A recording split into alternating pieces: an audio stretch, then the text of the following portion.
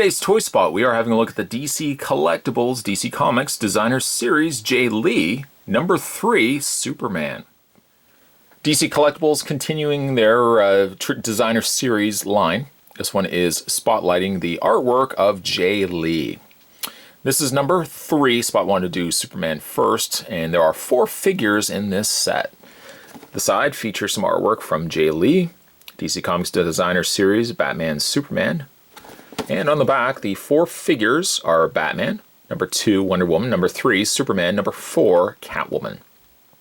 Sculpted by Jonathan Matthews.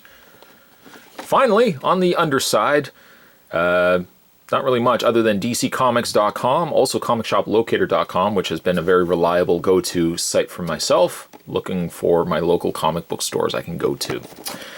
Spot's going to take a break and get this opened up. When we come back, we're going to get a better look at the DC Comics Designer Series Jay Lee number 3, Superman. There's more heading away, guys. Don't go anywhere.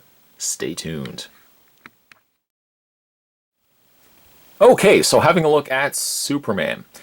Now the thing with Designer Series from DC Collectibles is that it relies so very heavily on the design style of the artist from that particular release. Greg Capullo, for example, had good solid figures that translated well from solid designs. Jay Lee, for example, looking at Superman here, is very different from other Superman figures. Ultimately, you might gravitate a little more towards this designer series than, say, Greg Capullo, because you really like the artwork and art design of, of Jay Lee. But the downside, though, is that unless you really like the artwork of that particular artist, you may not find yourself wanting to pick up this line because they are so drastically different from a conventional Superman. Like this Superman, very different. I like it. You may not necessarily like it yourself, but I think the one thing that I like a lot about this line specifically, is that the artwork is so very unique. It has almost, I want to say, a borderline Eon Flux design to it. Drawn very differently. The sculpts are very different. It still stands out as solid Superman, but very different from other Supermen that we've seen before. Let's have a look at his face. Let's bring the camera in for his face here. Now his eyes are glowing red as opposed to pupils. His hair is combed back and also has that blue wash going in there as well. His suit is carrying still that new 52 design, which I like. I love the new 52 design, and I don't know why. I think they were changing the suit yet again, but I like the new 52 design personally. The coloring carries over that same sort of blue. The red, the boots again, are still armored, but there's something about the way that they've designed this figure, and more importantly, designed Superman in the comics, very different. He's got all these little crease lines and draw lines on his body. It looks more like artwork that has been translated to a figure.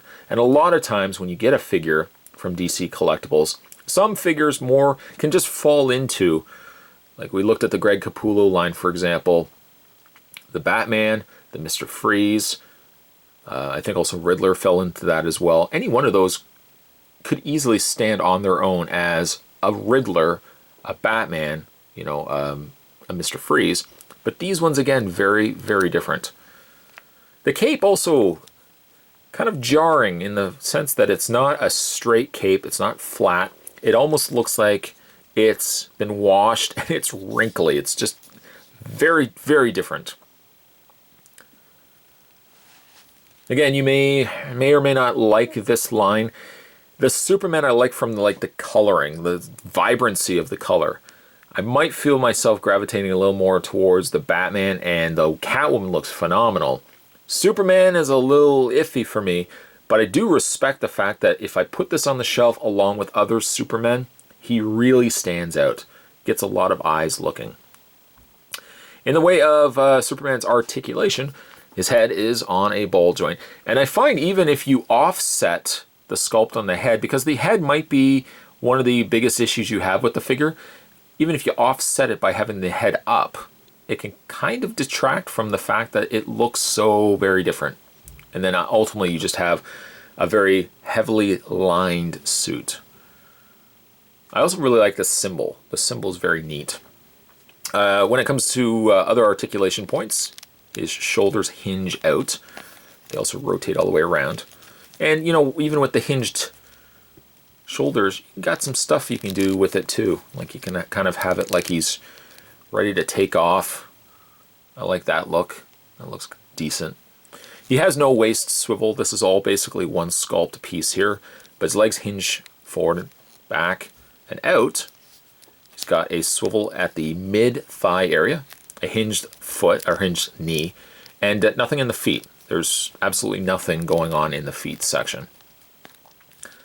I think when I'm ready to pose Superman here, again, I'm probably going to have him going something like that.